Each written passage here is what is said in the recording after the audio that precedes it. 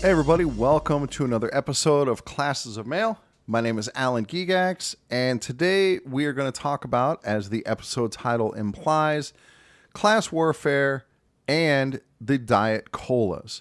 So this is obviously in two parts, and the first part is going to be about the class warfare, and I'm going to be channeling my inner John Murphy, my inner Tyler Vassar, my inner Badmouth Morris, and kind of getting on a soapbox for a little while and talking about some of the ills that I see that I think solidarity can help address. And then the second half, I'm going to talk about the COLA and how the COLA actually works in our contract and why it's important.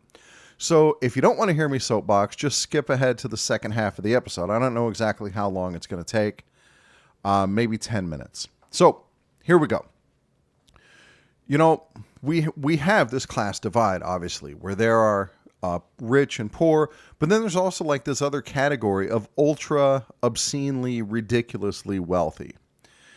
And these people are like dragons, you know, where they're taking wealth from their surrounding area, you know, from middle and lower class people, and they're just hoarding it. They're sitting upon these giant, massive reserves of treasure. And they're not necessarily doing good work with that wealth. You know, I mean, a while back, my wife and I went up to Lake Tahoe, and we decided we're in South Lake Tahoe, which is where tourists can at least somewhat afford to go. But we decided to drive around the lake and check out Incline Village on the north side of Lake Tahoe. And we drive down this street that's along the shore, and it was known as Millionaire's Row. And as we're driving, my wife pulls up this article that talks about how Millionaire's Row has become Billionaire's Row. And the millionaires who have lived there for a long time are upset that these billionaires are coming in and like buying up multiple properties and, you know, kicking out the millionaires. I'm sure they're buying them out and putting up these mega mansions. And we saw some of this under construction where there would be like multiple lots next to each other on this road, and the mansion that was there before is being knocked down so that somebody can put up this compound right on the shore of Lake Tahoe, and they're probably only going to be there for like, you know, 2 weeks out of the year, and the rest of the time all that enormous wealth and capacity just sits. And I gotta tell you, that's probably the closest I have ever come to just grabbing a torch and a pitchfork and dining on the rich. It was so obscene, that amount of wealth. So, but rich people, of course, they don't want us to blame them for hoarding wealth. You know, they've earned that money, and that's how great they are. They are 8,000 times greater than you and I are, and that's why they have 8,000 times more wealth. You know, and these are the capitalist class, obviously, and they could pay their workers more, but they don't. They keep that extra for themselves. And I'll give you an example. The Walton family, the founders of Walmart, they're the richest family in the world. They have a combined net worth of $432 billion as of late last year, 2024. Although I guess if Jeff Bezos, or who's the billionaire now, who's like, maybe it's Bezos or Musk, or I don't remember. You know, somebody's threatening to eclipse that just by themselves. But regardless, it's a ludicrous amount of wealth. And this fortune is primarily from ownership of Walmart. And obviously Walmart provides value. You know, that's why people shop there. And they are giving something to the community, a place where you can go and get cheaper groceries. I certainly shop at Walmart. But this amount of wealth is so massive that if they wanted to, they could give every single person in the country, all of us, every single human being in the United States, $1,000. And, you know, I get it. $1,000 isn't a tremendous amount of money, but there were times in my life where it would have made all the difference in the world. You know, like before I got the job at the post office, hell, there was a while where I was working at Little Caesars Pizza and I was making $4.25 an hour. And $1,000, I mean, sometimes $20 was the difference between making it and not making it. And, you know, you have people who are struggling. Like somebody we know and love, Badmouth Morris, that dude's living in a tent right now. You think $1,000, that would make a big difference to somebody like him. So the question is, on the other end, what would it do to the Waltons if they were to just engage in this massive giveaway and give every single man, woman, and child $1,000? Well, if they did that, they would still have about $100 billion left over. And that's the thing. You know, the wealthy can afford to be more generous because they have more to give. They have a lot more left over at the end. My brother went to college, unlike me, got a math degree, got this really good job in the insurance field, and he makes a very good living. And when we go out to dinner, he buys because, you know, even though I have enough money that I can buy my own meal, he has so much more than me that even if he pays for the whole meal, at the end of it, he still has so much more than me. And so, you know, it doesn't really affect him that much. So that's just an example of like how much wealth these people have accumulated. But forget about the rest of the country for a minute. What about just the workers at Walmart? In the United States, Walmart has 1.6 million employees. So the Walton family could afford, they could give each employee, every single employee, those 1.6 million, a one-time gift of $150,000. And they would still have almost $200 billion left over at the end of it. But what do they do instead? Instead of giving each employee, you know, and I'm not saying it's realistic and that's what they should do, but this is what they could do. And instead of that, they pay their employees so little that many of them qualify for public assistance just to make ends meet. I mean, this is no secret that the government is subsidizing Walmart employees because they're paid so little. So now let's get into it. Why aren't we more upset about this? This is obviously unjust. This is ludicrous that some of the wealthiest people on earth can't pay their workers a living wage. And the reason that we're not upset about this, at least as far as I can tell, is because wealthy people have tricked us. That instead of poor people being mad at the wealthy for hoarding ludicrous amounts of wealth, they've tricked poor people into being mad at other poor people. So you take as an example, somebody who is a carpenter. You know, if they're a journeyman or if they're skilled, maybe they're going to make $30, $40 an hour. It's a good living. Not unlike what we make here at the post office once you get to the upper steps. And we have this issue that the boss may be able to hire like a Mexican immigrant who might do that same job, comparable skill, for $20 an hour. And instead of that journeyman carpenter being mad at the boss for paying the immigrant such a low wage, we all know that instead the carpenter gets mad at the immigrant for that immigrant doing what he has to do to survive. So let's think about this a little further, because now you've got the boss who's saving $10 an hour or $20 an hour, you know, by hiring this immigrant instead of paying the regular, like, union or whatever, the skilled carpenter. You know, instead he finds the cheapest labor he can find and pays that person. Well, where does that extra $10 or $20 an hour go? You know where it goes. It goes into the pocket of the boss. And that gets multiplied by as many workers as that boss can find. So if he can hire 10 carpenters at that lower wage, he keeps an extra $100 an hour in his own pocket. Nothing else changes. He just now has $100 more an hour because he's exploiting lower income workers. No wonder he can afford such a nice pickup truck. And this, my friends, is why solidarity is so important, and why people like John Murphy and Tyler Vassar stress solidarity so much. Because we need to stand worker with worker. The richest people are in this country are telling us that we need to be mad at immigrants, and it's working.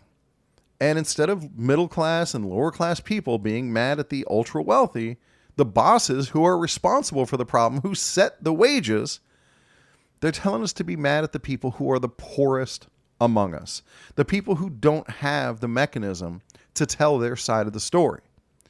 And it's effective. I mean, look at the comments section on Facebook. You can see it everywhere. It's working.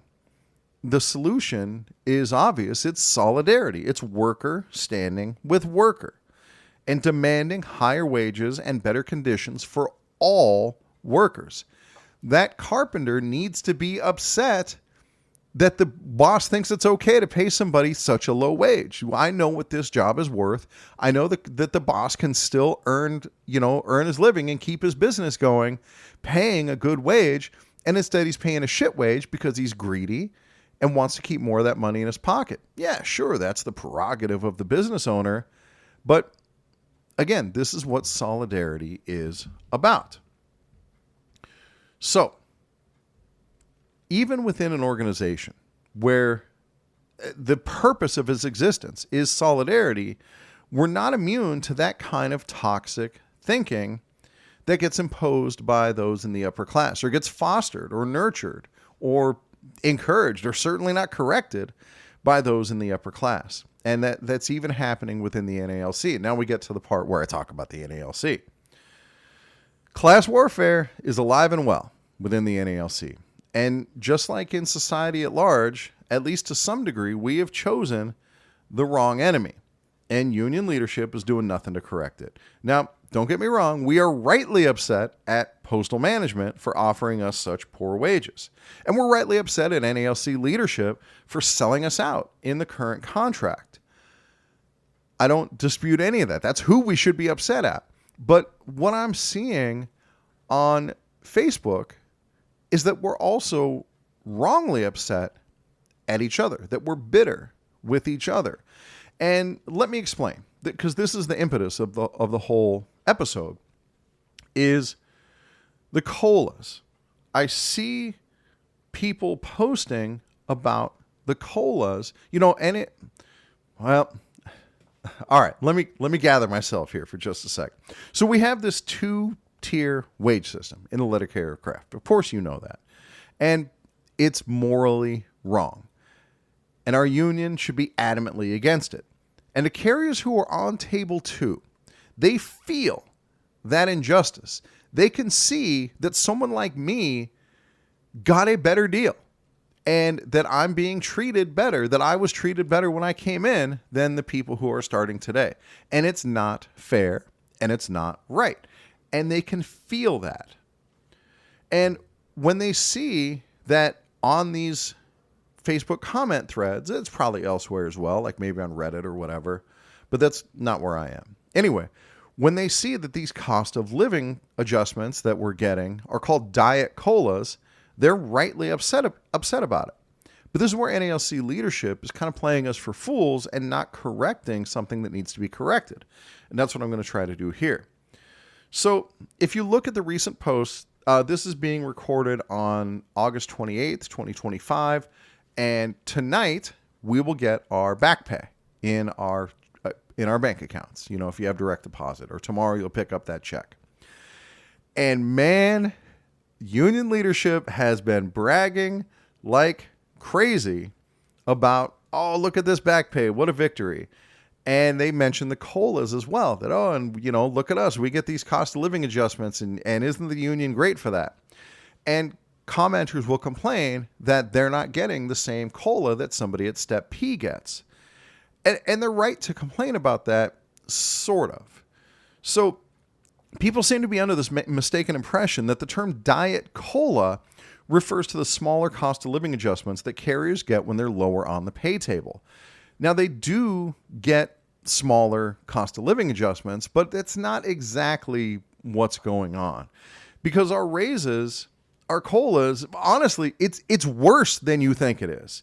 Because it's not just table 2 carriers who are getting screwed. It's all of us. So all of us are getting diet colas. And that's actually where that term comes from, the diet cola. It's not that lower step carriers get less. It's that all of us are getting diet colas. So in the December 2021 issue of the Postal Record, there's an article in there from Brian Renfro. Not Brian Renfro, Frederick Orlando, and he must have been president at the time. And he writes, quote, about the COLAs. He says, quote, it does not offset 100% of inflation. It usually offsets about 55% of general price increases, end quote. Do you hear that? It's not an actual cost of living adjustment. It doesn't keep us up with inflation. It covers about 55% of general price increases. That's what a Diet Cola is. So he goes on to write that our general wage increases are supposed to make up the remainder. But are they? Fuck no, they're not. And so when it feels like we're falling behind in our wages, it's because we are. We are all falling behind in our wages. And this is how it's happening. And the sycophants and the enablers will say, well, some companies don't do colas at all, and so we're lucky to even get the Diet Cola.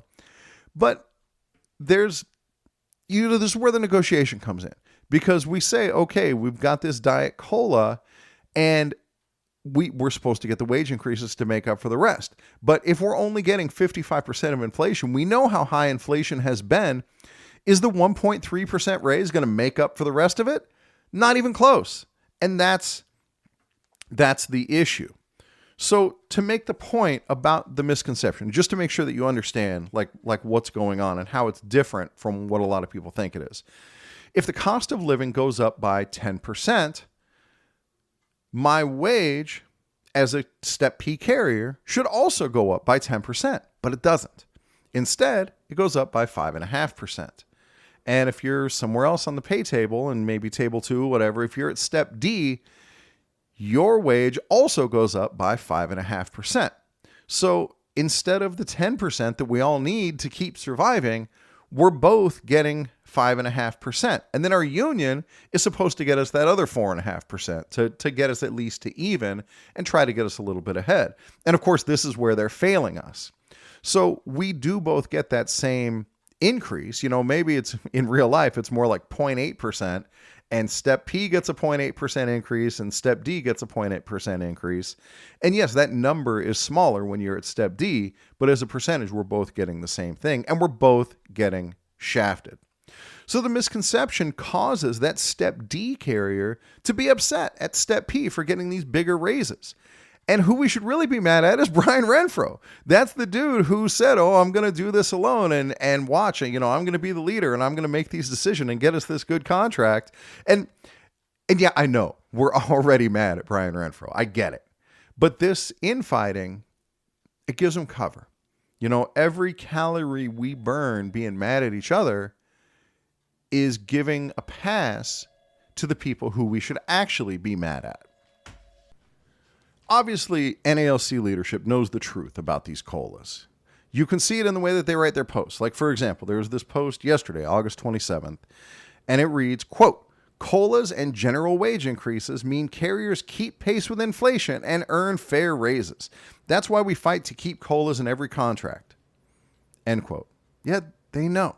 COLAs and general wage increases mean carriers keep pace with inflation, which yeah, they know that COLAs alone don't keep pace with inflation. And B, how dare they say that we've kept pace with inflation? I mean, the math just ain't math. And you know that doesn't add up. And they know it too. And they know that we're all getting these Diet Colas. But of course, they're not going to say so. Now, at some point it was said, I got that, that article written by Rolando in the Postal Record from, a couple years ago, but they're keeping that under their hats, So it's okay to be mad about your wages, and it's okay to be mad about your COLAs. You should be mad. You should be mad as fuck, but be mad for the right reasons. And let's try not to be mad at each other when we know who the real problem is. So before I go, I want to make sure you guys know that I'm not letting Step P carriers off the hook. I am a Step P carrier and I have my own culpability here, and I want to talk about my fellow Step P carriers. So when I was at the National Convention in Boston, there were resolutions that were aimed at getting higher pay or better conditions for newer carriers. There were resolutions to allow newer carriers to pay lower union dues. And the argument was that, well, they're getting Table 2 representation. They should pay Table 2 dues. And that's a pretty good argument. We're obviously not representing them as well as we're representing these Table 1 carriers. There were resolutions to push for locality pay so that carriers in cities like Boston could have a chance at an actual living wage. And the Executive Council made recommendations. And everyone, and I'm sure all of those people on the Executive Council earn Step P or well above Step P probably. And they recommended against all of those resolutions.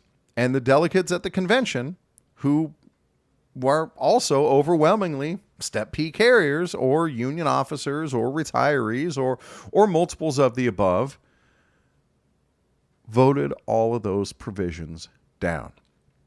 And you'd hear the arguments. People would get up to argue on both sides. And you'd hear the old heads saying, well, we all struggled in the beginning and we all paid our dues and the new people should pay their dues too. And we're all one union and we all get paid the same.